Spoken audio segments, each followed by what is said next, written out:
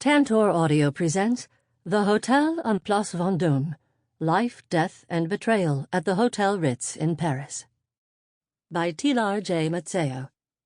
Narrated by Elizabeth Wiley. Luxury stains every one it touches. Charles Ritz. Prologue. The Hôtel Ritz, the mirror of Paris. Of course, great hotels have always been social ideas, flawless mirrors to the particular societies they service. Joan Didion, The White Album, 1979. This book did not begin on the beautiful Place Vendôme. It did not even begin in Paris. This book first took shape instead one winter afternoon in the former eastern zone of Berlin, in a friend's apartment overlooking the Alexanderplatz. I was poring over a thick photocopied stack of British and French government documents on the wartime activities of the fashion designer Coco Chanel as we talked. Over and over again, in declassified correspondence describing intelligence coming in from occupied Paris, I read the name of the Hôtel Ritz and its alternately famous and infamous residents. Some of those residents were high-ranking German officers and their Axis counterparts. Some were wealthy French civilians, some American. Many were spies with dizzyingly complicated loyalties and dangerous secrets. There, in opulent splendor, they all lived cheek by jowl on the Place Vendôme, bound up together in a complicated dance in a divided Europe. What, I wondered aloud to my German friend that afternoon, was the story of those who lived in this renowned hotel during the occupation of Paris? How did what happened over champagne cocktails and white linen dinner tables, in the corridors and palatial suites and basement kitchens, shape the lives of those who met there by chance or assignation, and, more importantly, how did it shape the lives of thousands of others? How did it shape France and the course of our shared, tangled, pan-European 21st century? These men and women, coming from all sides of their century's greatest conflict, were caught up together in the eddy of history. For a couple of hundred people in the course of the war, life went on, and sometimes life ended, inside the walls of a palace that was already part of the cultural legend that was modern Paris. What happened there, when the Hôtel Ritz was a crossroad of international power, would change each of them. They, together, would change the history of our last century. This book is the story of that moving and remarkable history in all its alternately inspiring and terrifying human complexity and drama. Paris in the 1940s is a whole lifetime ago now. It was a world where women in satin evening gowns smoked cigarettes from long ivory holders, and men still wore fedoras. A world where bellhops in caps whisked away fur stoles, and chauffeurs waited on street corners while jazz singers crooned in late-night cabarets on Montmartre. It is the past now. But for many, there is no way to leave the past behind. And so, in some essential ways, this is also the story of our present moment. We all live in the long shadow of this history. In the dining rooms of the Grand Hotel, the outward trappings of the war and its treacheries were suspended, at least on the surface. German officers during the occupation set aside their uniforms and, more often than not, French was the language of conversation. The Parisians who dined with them adopted a pose of studied neutrality in exchange for their pleasures. Over round-table luncheons, the economics of collaboration were hammered out among designers, industrialists, diplomats, and politicians. Those conversations at the Hôtel Ritz laid the foundations for the establishment of today's European Union. For others, what remains of this history is far more personal. The occupation is at the heart of modern France, and from the perspective of someone who considers herself both a Francophile and a realist, at the heart of its most difficult evasions. In any culture, there are some things that feel dangerous, even after decades or centuries. In France, this is that subject. On at least one occasion, I was warned that I should not attempt to tell this story. The warning came from an elderly Frenchwoman, a neatly dressed lady with sharp eyes and a long memory of what happened in Paris during the dark years of the war, and the dark years that followed. One afternoon in the spring of 2010, we met in an obscure and studiously average café just off Rue de Rome in the distinctly unfashionable 17th arrondissement. Her late husband had been in the Resistance, part of the underground movement that fought against fascist control of occupied France, and against fascists who were not always conveniently German. Through the contact of a contact of a contact, she had agreed to meet me and maybe to talk. This was the first thing she told me. Most of those who tell you they were in the Resistance are fabulists at best. The worst are simply liars. It was a frighteningly small movement, covert, secret, and the price of discovery was monstrous. After the war, everyone wanted to believe that they had supported it. It is a collective French national fantasy. Then, as the room around us grew very quiet, she placed on the café table in front of me, one after another, her husband's war medals. "So you know that I am not among the pretenders." Then she said, "Here is what I need to tell you. The truth you are looking for, it was lost to history the moment the war ended. Perhaps it was lost even before that. The questions you are asking are more treacherous than you think. This book about the Hôtel Ritz and the story of the occupation, you should not write it. I am sorry. You hold in your hands the evidence, for better or worse, that I did not take that advice. Perhaps I have not taken it because it seems too impossibly cloak and dagger to an American author raised in the Cold War of the 1970s. What really about this past could touch me? What about it could touch anyone of my now middle-aged post-atomic generation? Yet what happened at the Hôtel Ritz during the Second World War and in Paris during the occupation was part of what laid the foundation for those same nuclear conflicts that are not yet fully behind us. And the occupation of Paris was nothing if not a kind of mass urban terrorism. But it is also true that the history of the Second World War is often told too simplistically, in black and white, as an epic battle between the forces of good and evil. There are those who resisted, and there are collaborators, we learn. And of course there are those whose actions fall starkly into one category or the other. For most of those who lived in Paris during the occupation, however, survival depended on how adeptly one could navigate the nuances of wartime reality. At the Hôtel Ritz, the shades of gray were at their most impenetrable. In its spaces, astonishing things happened.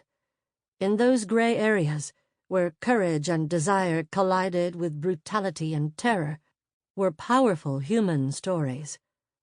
This is the astonishing history of those lives and deaths and their dangerous liaisons, as it all took shape there on the Place Vendôme in an always seductive Paris. 1. This Switzerland in Paris. June 1940. Just as a portrait tells the sitter's destiny, so the map of France foretells our fortune. Our country has at its center a citadel, but in the northeast there is a terrible breach that links to German territory, our fatal avenue. Charles de Gaulle, Toward a Professional Army, 1934. For anyone looking at a map of France, that breach to which de Gaulle refers lies where the borders of the Alsace and the Lorraine jut sharply into the German Rhineland. To the north rest the low-lying countries of Belgium, Holland, and Luxembourg. To the south rise up the Alps and the mountain state of Switzerland. By 1939, after 10 years of disastrously expensive construction and the hard-won lessons of the First World War, the French had built along that boundary from Luxembourg to Switzerland a barricade against a dark future, a series of formidable steel and concrete fortresses known simply as the Maginot Line, named after the general who planned them. These fortifications, however, also had a fatal weakness. At the northern edge of the French border to the east lay Belgium, and that deep and friendly frontier remained largely unprotected. Nowhere were the fortifications lighter than where the border ran along the dense forest land of the Ardennes. It was considered impenetrable. In a matter of days, in May 1940, 1 million German soldiers proved that it was not. With fearsome speed that spring, the forces of the Third Reich swept through the Low Countries and into France. Their object was the citadel at the heart of the country, the storied capital city of Paris. And for many of the high-ranking German officers, who were no more immune to the enticements of legend than the rest of their generation, the Hôtel Ritz was already at the heart of Paris. Since the end of the 19th century, this palace hotel on the spacious Place Vendôme in the city's first arrondissement, or district, had been an international symbol of luxury and all that was glamorous about modernity, home to film stars and celebrity writers, American heiresses and risque flappers, playboys and princes. The 300,000 Germans who would soon occupy the city would live in Paris not just as an army and as bureaucrats, but also as tourists, many of whom wanted nothing more than to be delighted with the pleasures of this famously beautiful metropolis. Before the war had even begun, the Hôtel Ritz had already been at the center of political action on the continent and was shaping this century. The German arrival would change nothing about that. Winston Churchill had visited the hotel not once but twice in the weeks before the Germans skirted the Maginot Line. In fact, immediately after delivering at mid-month his first radio broadcast as Britain's Prime Minister, in which he conceded that it would be foolish to disguise the gravity of the hour, he headed straight to Paris for a crisis meeting of the Supreme War Council with his French counterpart, Paul Reynaud. At the end of the month, on May 31st, 1940, Winston Churchill came again, this time to see if there was any way France could survive the westward onslaught. Winston Churchill always preferred to stay at the Hôtel Ritz. "When in Paris," Ernest Hemingway once quipped, "the only reason not to stay at the Ritz is if you can't afford it." And Winston Churchill, the son of an English lord, had never been short of resources. With the Germans on the march that spring, there was one old friend that Churchill especially wanted to talk things over with. He and Georges Mandel, the Jewish-born French Minister of the Interior, had talked things over like this many times in the last decade, when, together on the political wilderness of the 1930s, they had warned their countrymen that the unfettered rise of a nostalgic German nationalism would have terrible consequences. Their predictions had been sadly accurate. Georges Mandel, however, didn't just stay at the Hôtel Ritz occasionally. He had lived in the darkened rooms on the fourth floor full-time since the mid-1930s. The Hôtel Ritz had among its numbers in those days at least a dozen permanent residents, none of them obscure or powerless. Some of those residents would soon be leaving. By June 11th, 1940, with German troops within 30 miles of the city, a collective panic swept through Paris. The French government fled the capital overnight and decamped to Bordeaux in the southwest of the country. The railway system ground to a halt only a few hours later. Over the radio the next afternoon came an order for all men in the city to leave the capital to prevent their capture. Rumors flew about the brutality and sadism of the advancing German soldiers, and no woman relished being left behind as a war trophy in a fallen city. In the mass exodus that followed, a full 70% of the city's population, close to 2 million people, took to the highways, hauling their possessions and their infirm relatives behind them in an effort to flee the German advance, joining a stream of refugees from Belgium and Holland. But it was already hopeless. They would turn the roads heading south into a colossal traffic jam. Most would never make it more than 100 miles beyond Paris. The Hôtel Ritz was not immune to the panic. By June 12, 1940, for the second time since the battle for France had begun, the German Air Force, the fearsome Luftwaffe, was pounding the city of Paris with incendiary bombs, and a siege seemed inevitable. The hotel's newly promoted director, an old French soldier named Claude Ocello, had been called up for military service, and his American-born wife, Blanche, had followed him to his posting in Provence. His deputy director, Hans Franz Elmiger, the nephew of the hotel's most important aristocratic investor, however, was Swiss. And the Swiss, of course, were famously neutral. So that week it was left to Hans Elmiger, along with the elderly Marie-Louise Ritz, the Swiss widow of the hotel's eponymous founder, César Ritz, to chart a course for the cast of characters who inhabited this luxurious refuge. The next few days would require deft diplomacy and all their combined efforts. Suddenly there were fewer characters in the Place Vendôme lobby. The Hôtel Ritz had been operating on a skeleton crew for weeks. The staff was normally a force of 450 men and women, from bartenders and chambermaids to waiters and oyster buyers, in a palace hotel with just over 150 rooms. Now, Hans Elmiger reported to his uncle in Switzerland, many people have naturally left Paris, and we are down to 36 masters and 7 servants. Despite everything, the restaurant is working, and we even had a large room of 38 places. Unfortunately, he added, the lunch was interrupted by the bombing of Paris.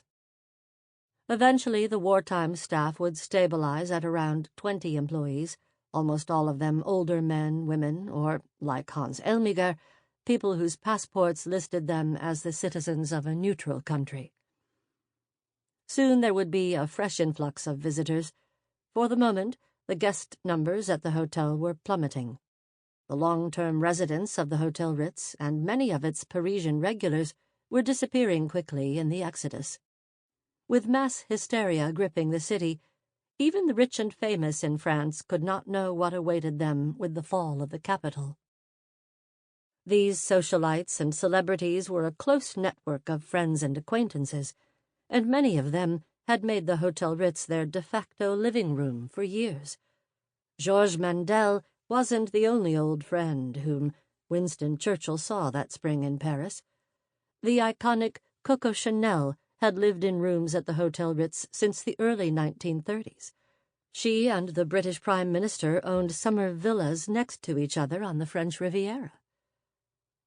At Coco Chanel's table in the Hôtel Ritz dining room on any given evening, one might find the flamboyant playwright and screenwriter Sacha Guitry, the Russian ballet star Serge Liffard, or the increasingly drug-addled Jean Cocteau. In the same dining room, Georges Mandel's mistress, the curvaceous comic actress Béatrice Bretti, shared cocktails and good times with France's most acclaimed film star, a woman known simply as Arletty. As early as 1935, Georges Mandel and the two film stars had celebrated together the night Béatrice Bretti made history by delivering in Paris the first television broadcast in France. They all knew the Spanish painter Pablo Picasso and his wartime lover, the surrealist artist Dora Maar, as well as the couple's friend Lee Miller, a celebrated and sexually liberated American fashion model and art photographer. Of course, no one was a stranger to all those American writers of the Lost Generation, from Ernest Hemingway to F. Scott Fitzgerald either. They were regulars, themselves inspired by an earlier generation of writers and stage stars who had made the Hôtel Ritz a meeting place and home since the last days of the 19th century. Finally, a generation of exiled European princes and princesses had also made the Hôtel Ritz a home in Paris. It was the first sign of things to come when the Duke and Duchess of Windsor gave up their extravagant suite at the Ritz with the beginning of German hostilities. As the word came of the German advance, there were hushed and frantic conversations at the hotel during the second week in June 1940. To stay or to go was the pressing question. Arletty, wavering to the last, ultimately joined the caravans of Parisians heading south to safety. Coco Chanel shuttered her couture house across the street from the Hôtel Ritz on Rue Cambon, declaring it was no time for business. Coco Chanel didn't want to leave her permanent rooms at the Ritz that week, but her maids, sisters Germaine and Jeanne, were too frightened to stay in the capital, and she couldn't see how to get by without her domestics. Just as she was ready to flee, the new chauffeur that the hotel staff had found for her refused to drive her powder-blue Rolls-Royce through the crowds. A 9-year-old girl named Anne Dubonnet, another familiar denizen of the Ritz, was trundled into a less ostentatious waiting car with her wealthy French parents and her Scottish nanny. The Dubonnet family had spent several weeks a year at the hotel since the mid-1920s. Georges Mandel was also making plans to leave Paris with Béatrice Bretty and their young daughter Claude. He would go south with the French government, but he couldn't bring himself to abandon the fight for France entirely. Already Winston Churchill was urging him to come to London. It was Georges Mandel whom the Prime Minister always wanted as the leader of the Free French resistance in exile, not Charles de Gaulle, and there was a spot on the military plane waiting for him. Georges could not stomach the idea of it. "It is because I am a Jew that I won't go," he explained. "It would look as though I were afraid, as though I were running away." Before Georges decamped, Marie-Louise Ritz sought out her old friend. Georges was a man whom everyone at the Hôtel Ritz trusted. After all, they had lived with him in their midst for the better part of a decade. Marie-Louise Ritz had a tricky dilemma. The hard-nosed and eminently pragmatic Marie-Louise, or Mimi most often, was Swiss, and, like the Americans in the spring of 1940, the Swiss were not part of this war that Hitler was waging. Once described by Ernest Hemingway as a small, steep country, much more up and down than sideways, Switzerland was perched high among the Alps and was studiously neutral. The Nazis left it unmolested in their march eastward. In a sense, none of this was her battle. Her dilemma. Should she and the other investors keep the hotel open now under the Third Reich? Or should she close the city's famed luxury establishment? The moment the Nazis arrived in Paris, there would be high-ranking Germans in the lobby, and Marie-Louise knew it. In a rumpled coat, sleepless and worried, Georges Mandel confidently assured his elderly landlady that there was no other option. If she closed the hotel, the building would be requisitioned. "Then you will never get it back, Madame Ritz," he told her. With manager Hans Elmiger, he was even more direct. "You are Swiss," George told him, "and therefore neutral, and speak German perfectly, which is an advantage in the circumstances. Your hotel will certainly be occupied by the Germans when they enter Paris, and they will respect it because of your presence and neutrality." So the Hôtel Ritz stayed open. When the government fled, Georges Mandel went south with Charles de Gaulle and a cadre of important ministers. By June 12th, the British papers were reporting thousands upon thousands of Parisians leaving the capital by every possible means, preferring to abandon home and property rather than risk even temporary Nazi domination. Even as the French residents and the elite international refugees of an already vanquished eastern continent fled the capital, others were arriving. Scores of journalists from the American Press Corps on assignment budgets especially, all looking for plush rooms at the Hôtel Ritz. On Thursday, June 13th, the last day in a free Paris for more than 4 years to come, those two passing worlds held their collective breath for one fragile moment and raised a glass to the uncertain future of Paris together at a memorable dinner party at the Hôtel Ritz. Tomorrow, perhaps, Paris would be burning. In the morning would come the last possible moment to flee Paris. That June evening, though, the party went on at the hotel like always. The hosts were the American writer and journalist Claire Booth Luce, on assignment for Life magazine, and Hugh Gibson, the former United States ambassador to Belgium, now occupied Nazi territory. At the table were dignitaries of a world that no longer existed, among them the head of the Polish émigré government and the 28-year-old exiled crown prince of the defunct Austro-Hungarian Empire, Otto von Habsburg. The Nazis had a bounty on his head. It was, Otto von Habsburg later remembered, incredibly macabre. The city was 2/3 surrounded by German troops. The sky was lit up with artillery fire, and there at the Ritz everything was as it had always been. Waiters in tails, the food, the wine. That evening, Hans Elmiger asked his distinguished visitors to sign the guest book before retiring. The next entry would be the registration of the German Field Marshal Erwin Rommel, there to take command of the capital.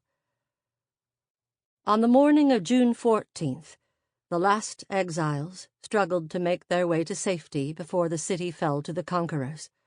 By afternoon, German tanks rolled unopposed down the broad avenues, and the Third Reich took possession of Paris.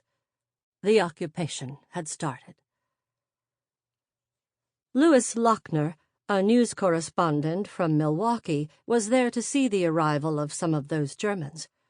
"I have passed," he wrote in his news brief to Life, "through many ghost towns in Belgium and northern France, but no experience has become more indelibly fixed in my mind than that of entering the French nation's incomparable capital, Paris, on June 14th, immediately after the first German vanguard.